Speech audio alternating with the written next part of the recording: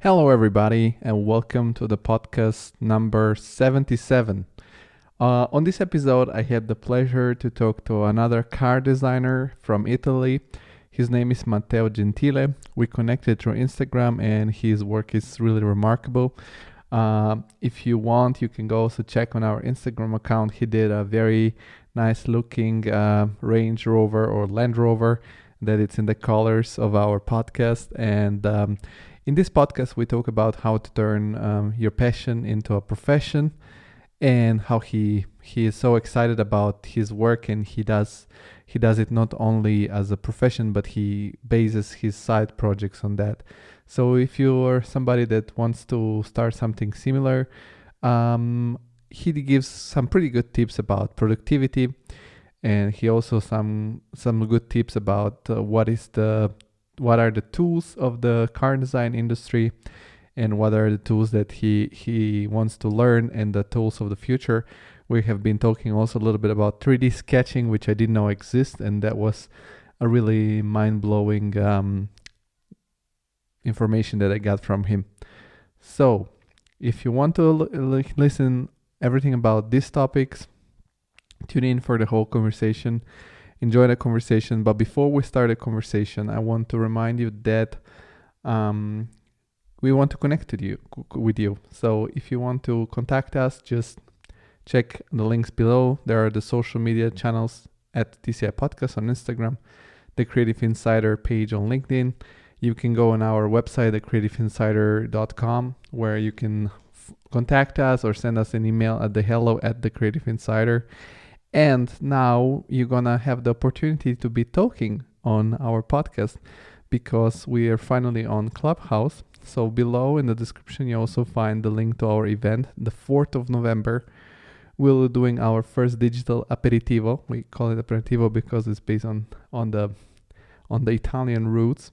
And we'll be talking exactly about these topics, about how we have started, what we have learned, why we started, and how could you start something similar, like a side project that doesn't have to be a podcast, can be something else.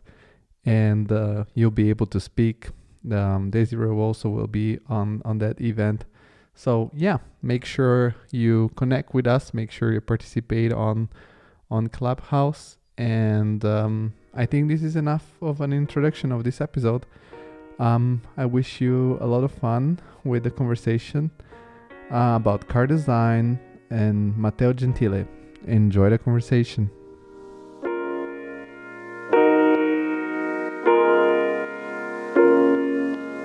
The whole world stops just like that.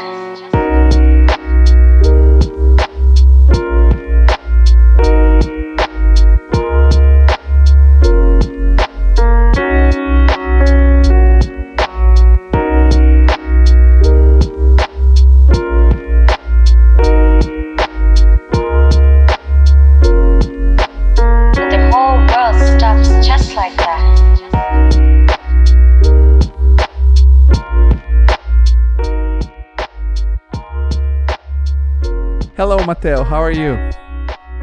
Fine. Hello, Georgi. Everything fine. Welcome to the podcast. You are one of. I have some guests that I find, and some guests that find me, and you're one of those. And when you contacted me, I always, do a little bit of research about who is on the podcast, because I want the audience to have fun. And when I saw your background, I was really impressed, and I thought it's so cool that I have the possibility to chat with somebody like you. So for the people who don't know you yet, you can introduce briefly yourself and tell them who you are and what you do. Oh, yes. Well, Georgi, thanks. I am flattered, and this is a really good opportunity. At least it's my first podcast, so I hope it will be a good experience for both of us. Well, basically, I am a car fanatic and a car designer, and I did since almost 15 years. I work as a professional car designer inside OEMs. Besides this, I continue working and investigating by myself on what can be shapes and automotive, how I can do my best automotive designs. Yes. I'm really deep in love with illustrations and arts, so the main subject is always cars. So I'm always very attentive to dig on how to find the best way to draw, to treat lights and shadows, and really get the best sketch ever. This is a bit my passion and my hobby at the end of the day. Yes, I saw your portfolio on. You have a portfolio in Behance. You have an Instagram account, and all your works and all the cars are crazy, and I like them a lot. And when I started the podcast, I always thought that I want to go interdisciplinary and to talk with people like you that design cars, which is different. I'm an architect. I design different kind of buildings and shapes, but I'm always fascinated about the elegance, the fluidity, the curves of a car. And I think it's super nice to have the opportunity to have to talk with guys like you. But I always like to start from the beginning. So at what point in your life you decided, okay, I'm quite talented, or I become a design and a car designer? How did you think about this? When did you start thinking about this as a profession and not just like a hobby? Well, first, I never thought that I was talented to do that, and I still now I don't think so. The reason why I think I continue and every day I practice, etc., etc. Since the early beginning, since I was a child, I was drawing cars. When I was at school, my teachers were desperate because I was not listening at the lessons. I was just drawing cars at the back of the class. And so it was clear that my future was on automotive, in the automotive world, in cars. Then for sure, I was born in 1985. Automotive design was not so well known as now. University was not so clear. When I ended up school in the 2000, in Italy there was few school of automotive design. So the main choice was architecture or industrial design. But I was already knowing that when I was 15 that my dream job was designing cars. But that was really clear when they asked me, what do you want to do when you will be adult? I will do cars. This was clear. It's not that I will any contradiction, any doubt about my future. But Always. How did you get passionate about cars? Like when you were a kid, I always love my cars because and the cars in general because my father also is very passionate about cars. Was it for you a family thing, or did you discover it on yourself? That I don't know. How did you get caught up by cars? Nobody in my family was into cars. Nobody was into design. Nobody was into something creative. Nobody. Well, a bit my uncle,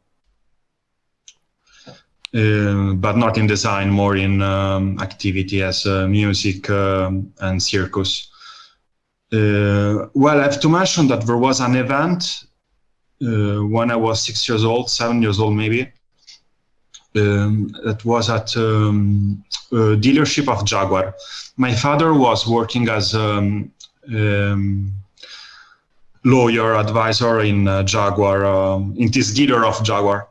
And there was the XJ 2020, Purple One, the first XJ 2020 in Italy. And my father knowing that I was drawing cars, he brought me to watch that. I mean, when after school, I was always joining my father at work to spend time with him. or maybe to stay with him a bit if my mother was busy, or vice versa. And most of the time, instead of staying with my father, I was going down to the dealer to watch the Jaguars, so XJS, etc., all the nice models. And I remember one day there was this XJ 2020, and I was totally blown up by the shapes. As you said before, the fluidity, the sculpture, the sexiness. And I remember that I was like, wow, this... I want to do that. I want to create this. Yeah. So I remember, you know that the child always watch like 1,000 times the same movie, or playing 1,000 times the same video game, etc., etc. I was like drawing 1,000 times the Jaguar XJ 2020. I remember this event really clear on my mind. Yeah, that's that caught. It's like. It's like seeing an animal, or seeing kids get fascinated by these things. And so you started drawing this thing obsessively, and then this is where you started basically to be so obsessed. What was the next obsession after this first Jaguar? Did you have other models then got you obsessed too? Well, then I was drawing a lot of manga, so Dragon Ball especially. Mm-hmm. And I have to mention that in Dragon Ball you have a lot of vehicles. True. So for Uno Dragon Ball there is the Capsule Corp, and Capsule Corp have a lot of vehicles. So I remember there were Akira Toriyama probably was very passionate by Italian cars, and he was using always the Fiat 500. So I remember that a good draw I did when I was like 8 or 7 also, but it was a good one. I still have it, and still is in proportion, it was in perspective, which was, my parents were like kind of, okay, every child normally drove a typical side view of a boxy Berlin sedan car. And this was a Fiat 500 with inside the Bulma and Goku and all the details. So I was copying for sure from the manga, no? And I remember this was stream of inspiration for me also, Dragon, because also it was easy. I mean, it's exceptional the way they draw, because manga is easy to copy, but for sure the fluidity also they have in how it's expressed is always a big stream of inspiration. So this, I remember, was obsessed with copying the vehicles of Dragon Ball. I was copying them, the figures, so the persons, Goku, Vegeta, etc., and then all the vehicles, all the graphics around, all the design around, which was incredible. And for me, I was collecting all the manga in physical. Was not watching I was also reading at school, copying them, etc., etc. And so this was the second obsession with drawing, probably. And so you when you came at the time where you needed to decide which way to go with the university, you started you said in Rome studying industrial design. Was that kind of studies really how? So everybody have some sort of expectations before they start university. It's always like a little bit of a jump into a void, because you don't really know what it expects you. How were your expectations, and how was the reality when you started? Were you then happy with this decision? Was it the right one, or yeah? Well, it was. If now I am what I am, probably was the right decision, I think. I mean, at the moment, I'm happy with my professional life and personal life. So I think that is some an addition of all my past experience, bad and good, no? So I think it was the right choice to do what I did. The choice to go in the university in Rome at first stage. For sure, expectation versus reality, well, is the typical meme. No, was expectation where I will draw all the day long. Reality was I was doing a lesson of math and statics and art history and physics. I mean, very nice stuff to do, but I was already doing that at school, and my dream was to draw cars, not to restudy math. So the first year was this. The second year, we started a bit to talk about transportation design. So, but then I had to move in another country to proper study car design, because Rome, from where I was born, was not offering what I was looking for. And you mentioned at the second year you started talking about transportation design. How does that university work? Because industrial design, of course, can be many things. Everything that surrounds us, what is produced in an industry and it's an object, can be designed. It's designed by an industrial designer. Could you choose in which direction to further develop yourself? And that's why at the University of Rome, could you pick up a class more specific into automotive design, or it was more general approach?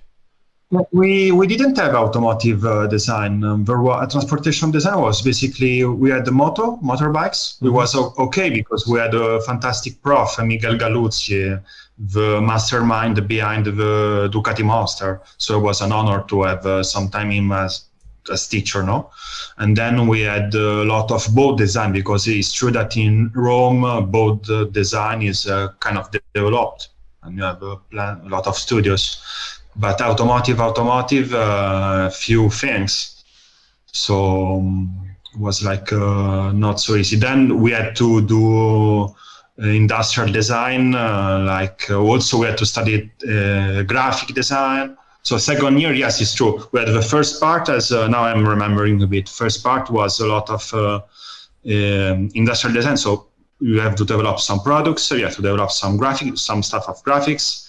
Also, there was a part of media and communication website, UX, etc., etc.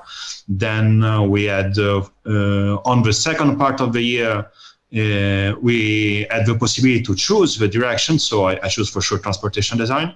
And we had the possibility to design some boats and motorbikes. But cars was not exactly the main. We didn't have a proper class of car design. And then also, if you have a class of car design, you need class of 3D modeling on car design, sketching on car design, rendering on car design, etc., etc. So. And I remember I was very jealous. I was looking at, Pasadena in California. I was looking at Pforzheim. I was looking at Strait College. And I say, oh, wow, I want to be in Pasadena. Then I was looking at the price and I said, well, I think I will never go in Pasadena. No? And I was looking at a lot of schools around Europe, because there were I was already getting into the circle of what is car design. I was getting information every day. So also internet technology were going faster and faster. So I was always on the web looking for car design, Google car design. And I was every day on cardesignnews.com. I was every day on syncom.com, who is doing car design is from the 85, Syncom, because it was the main page for car sketching. I was going every day on cardesign.ru. So this was my main food, brain, how do you call it? Creative brain food, maybe. So... And you mentioned... And then I went to Barcelona. It was a nice school. Barcelona was similar to Rome. Was a sea place. Yeah. Amazing sea. I met my future wife. So. Oh, cool.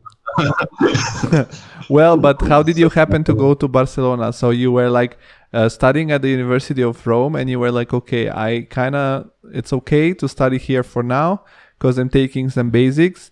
But you were looking for an alternative that's more focused on cars, and then you moved to Barcelona, where there is a car design, automotive design school. Yeah. There was a proper master in car design. Mm-hmm. It was something possible, because Barcelona was not in the other part of the world. It was kind of easy, so easy but efficient. What is the school called? Elisava. Elisava. Okay. He was famous at the time for car design. He was very connected with Seat. I thought so, because also I saw in your background that at some point you were an interning at Seat, or you worked there. But once you managed to move to finally a school, which was the right one for automotive design, how were then your expectations? How was the meme then looking? Yeah. Expectations versus reality. Again, expectation is always like the meme, you know. Expectation versus, it's always the same story. Well, no, it was better. It was better because we had some we had some very good professional from Seat, at least. So there was a proper sketching class, but the main focus was 3D. Mm-hmm. And I was not exactly into 3D at the time. I mean, I was liking 3D, but not so into my focus was I want to draw like Leonardo da Vinci or like Raffaello. I want to draw very well. And then now I totally changed my mind on that. I cannot live without 3D. And, well, that's we can talk about later. But it was mainly on 3D, and especially on a software that I was very, very specific engineering software. So I was kind of I don't know. But at the end of the day, everything went well, and I think it was okay. Yeah.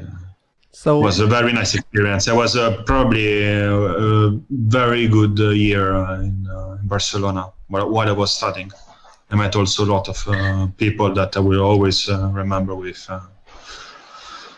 all my life. So you stayed there 1 year, 1 year or more? No. I was supposed to stay 1 year. Then I moved after 8. Ah, okay. So you stayed 8 years there. Crazy. 7 or 8, yeah. And so is your wife also obsessed with cars? That could be a good thing, right? She's still not my wife, but soon. but okay, she will be your wife. But your fiance, is she also a car obsessed person?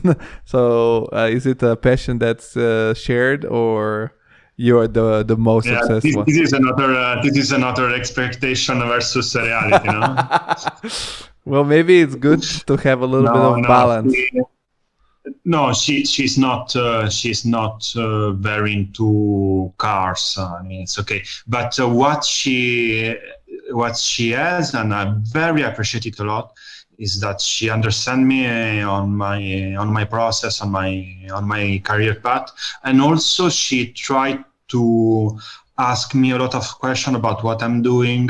She tried to be she have a lot of interest of what I'm doing. She understand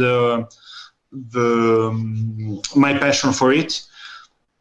So also she's a lot of very passionate because I'm not easy. Well, also she's not so easy, but I'm not easy.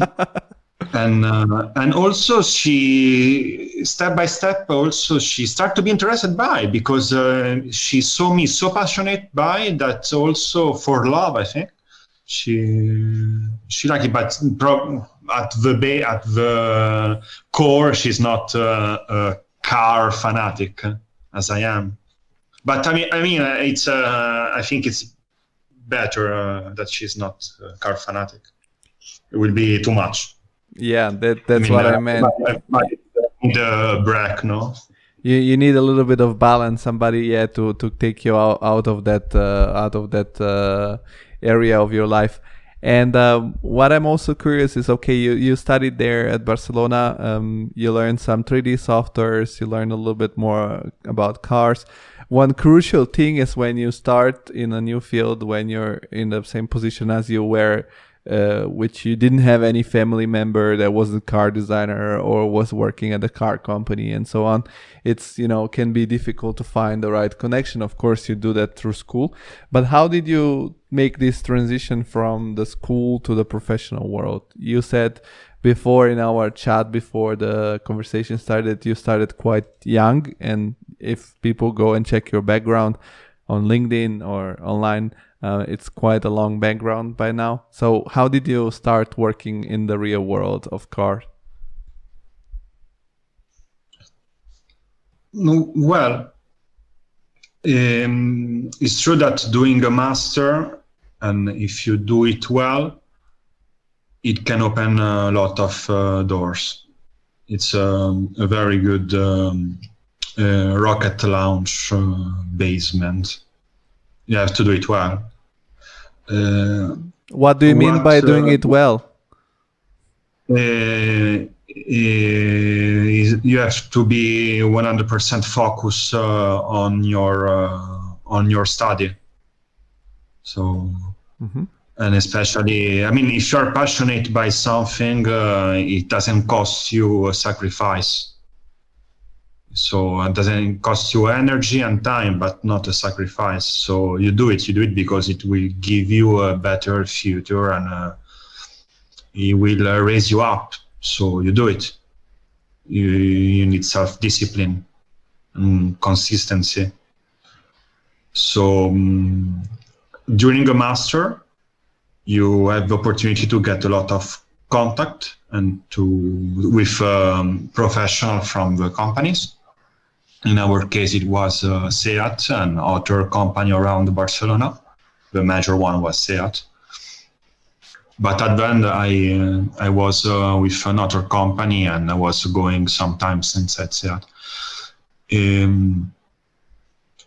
And during the master, I think if you do more than what is asked and you show that you are very passionate by it, you are not just looking for I don't know what to do, I'm doing that just because, but you truly believe on yourself and on doing something for someone else, being humble and useful, because what companies are looking is someone that want to be useful for them. So you have good chance to be successful.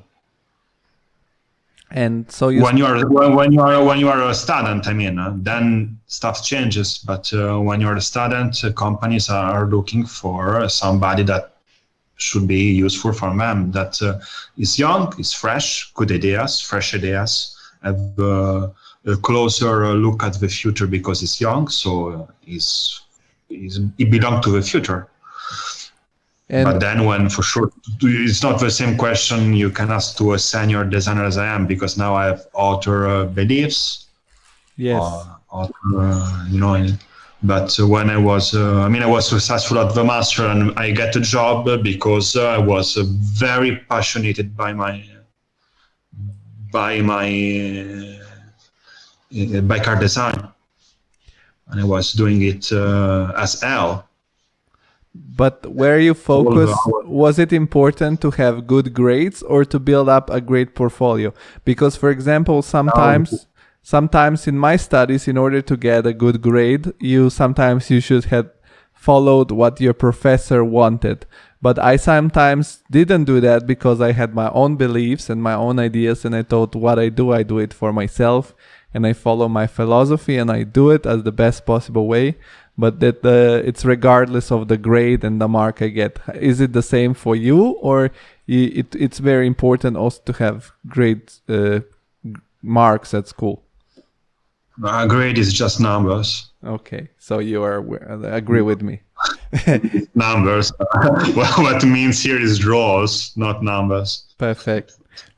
And so you started at SEAT, you said. What was your first job? How did you start? No. I didn't start in SEAT. I started in Ibo Group. It was a satellite company. Well, satellite is a diminutive. It was a satellite company, but it's a diminutive because it's a very good company.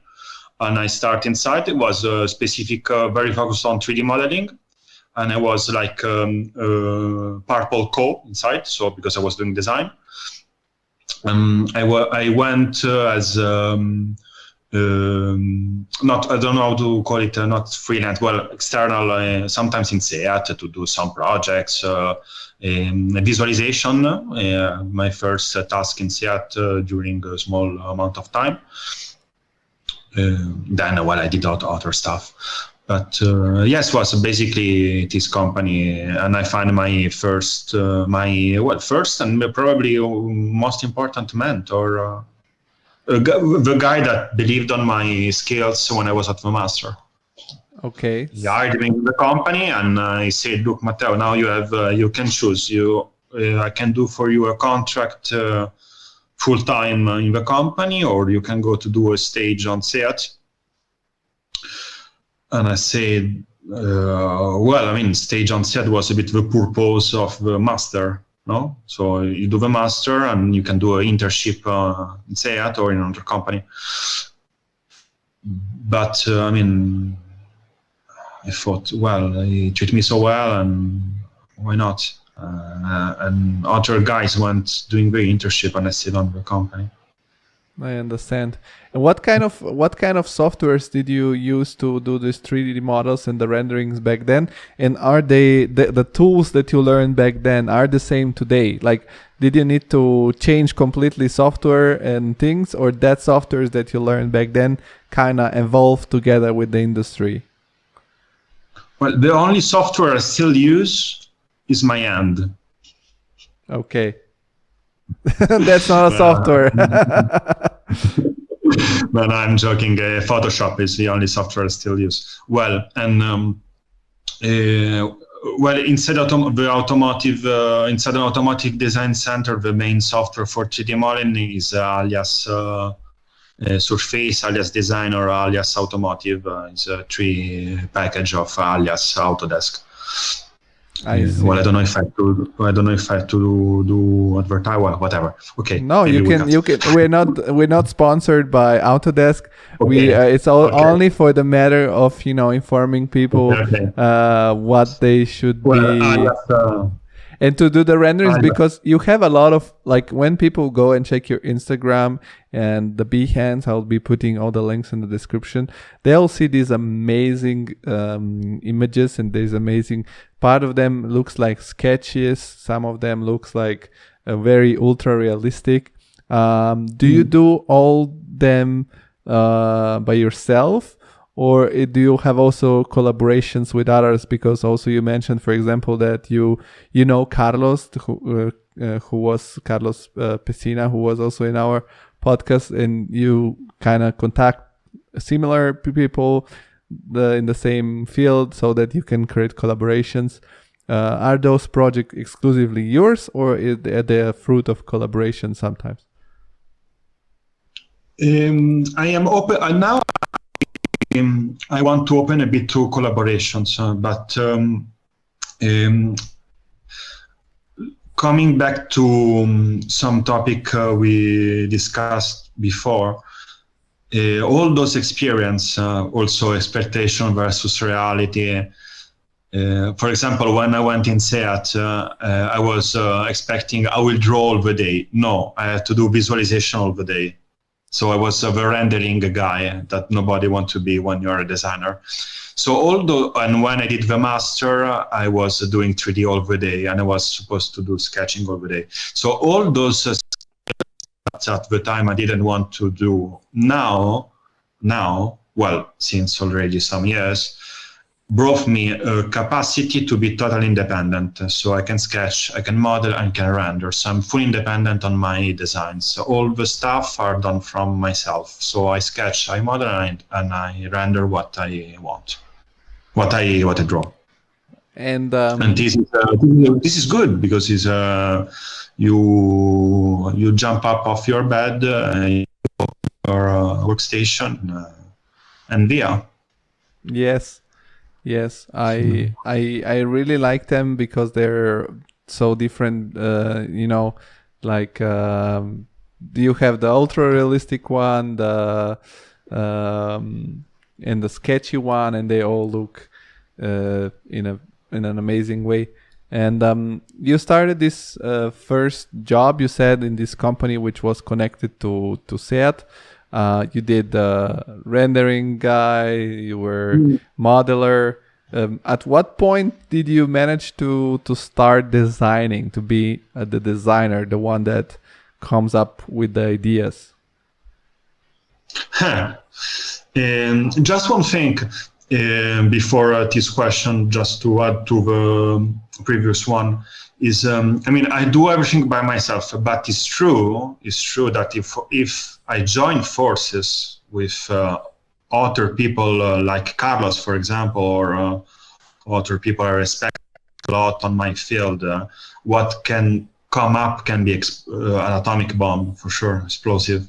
So it's not that I'm fantastically good in everything. I can do everything, but this doesn't mean that I don't need some help. Everybody needs some help, and when good people join their skills, always something even greater can happen. No. Yes. Yeah. So the next question was regarding. When did you start being the designer? When you stopped being just the guy that does the renderings for others? Yes, true. In the first company, I was doing something, but it was not real. So not in production, not in internal views. No, sometimes when you work on a design center, you have to do some maquette. So you have always to do some maquette. So not even that, was just sketches on a canvas on Photoshop, and that's it. No, so nothing really tangible. I think my first piece of design was when I was 25 or 24. And it was a small aerodynamic spoiler of 10 centimeters of 8 and 30 millimeters of width. So something really, really small, something that you don't even notice on the car. But I was so proud that I even called my mom, I think. Hey, look, Mom, on the last Seat, there is my Zeiten spoiler. Zeiten, because it's like a small, you know what Zeiten in Germany is, the small piece of paper, something like this, no? Yes. Yeah. And then I did the wheel. So when I did the wheel, it was, wow, I had to do fireworks and open a bottle of champagne. But this stuff were actually then produced and built on the cars. Yeah, it was production. So for other reason, I was celebrating now. That must be a crazy feeling, because I remember the first time I had to walk through a building that I have designed, and it felt so weird because you have used to see this building so many months on the paper in the digital space on your computer, and then when you walk through, it feels so weird. You see all these workers that are building it, and I can imagine that it's so crazy to see something that you have done on so many cars, because cars are everywhere around the world, and you can be in Germany and see a Seat and see the same rim and be like, oh, this is my design. So I guess it must have been super nice. Yeah. It was when I was 25. Yeah, now it's normal. Now it's gotten more normal. Now it's now is nice. Okay. It's fine. Nothing special. Another day in the office. Now we are all looking at Mars or the moon. I'm watching your images in the meanwhile, and because I like to check the work of my guests. Yes, and there are some sketches of, for example, the Lamborghini Countach. There are some sketches of Porsches, like race cars. Illustrations. It is not a design. Yes. This illustration, how do you do them? Because they look so dope. Like they look very dynamic, and they have some of here and there like splashes of color, and they're so beautiful. So are these somehow handmade, or are they hybrid? So you basically sketch them a little bit by hand and scan them, then work in Photoshop. How do you do this? They're really beautiful. They're like, if you print them and hang them at home, they would look amazing. Yes, I will tell you a bit the story behind that. Always in the sketching field, the car design field, between car designers, there is this graal, this looking for the holy graal of your proper style. You need your proper style. That somebody, even if you don't put your sign, they know it's a sketch from this guy. So it's everybody is able to recognize a sketch from a famous artist. You can recognize Picasso, you can recognize Van Gogh, etc., etc., etc. So also in between car designers, we are a small circle, so we know the sketch of each other, especially from some guys that are very active on the social medias and that have a proper style. So I have a lot of reference. I have a lot of people that I love how they work, how they sketch, because I'm obsessed by that. I'm very obsessed by this of the sketching. I don't know why, but I love the treatment of, as I told at the beginning, maybe it was not so clear when I was talking about this at the very beginning of the conversation, but I'm very obsessed by the treatment of colors, the treatment of textures, the treatment of light and shadows, etc., etc. And to find your proper style, which is something that is not easy, it's not easy at all. I find my proper style when I was 28. So I think, I don't know if there is, if you're late or early, I don't know. But I find it when I was more or less 28, 27, which is a kind of black and white style with some sections. And this is a mix between two other car designers that I love. One was a car designer in Seat that was my reference. I love it. I was loving his proposal, his designs, his creativity, his consistency, his discipline, his capacity to do a lot of work in a small amount of time. He had a technique. He had tips. He had everything